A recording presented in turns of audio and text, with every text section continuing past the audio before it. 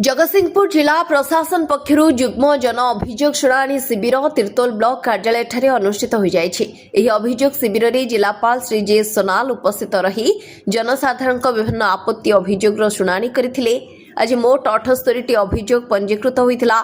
सेथि मध्यरु व्यक्तिगत समस्या संपर्कीय 62टी, गोष्ठीगत समस्या संपर्कीय ग्राम्य समस्या संपर्कीय 16टी, व्यक्तिगत अभियोग मध्यरु राशन कार्ड समस्या संपर्कीय 13टी, आवास योजना संपर्कीय 15टी, जमीजमा समस्या संपर्कीय 12टी, भत्ता पाइबा पई 4टी, पुलिस सहायता पई 2टी एवं अन्य 6टी अभियोगର शुणाणी करा जायथिला। 10टी अभियोगର तत्काल फैसला करा जायथिला। एही मिलित जन अभियोग शुणाणी शिविर रे आरक्षी अधीक्षक श्री अंकित कुमार वर्मा, अतिरिक्त जिलापाल श्री ज्योतिशंकर राय, मुख्य विकास तथा कार्यनिर्वाही अधिकारी जिला परिषद श्री अक्षय कुमार पिल्ले, उप जिलापाल श्री प्रशांत कुमार तराई, तहसीलदार तिर्तोल श्री महेश्वर बेहेरा, जिला स्तरीय अधिकारी, क्षेत्रीय अधिकारी, ब्लॉक स्तरीय अधिकारी प्रमुख उपस्थित रही जनसाधारण आपत्ति अभियोग शुणाणी करथिले।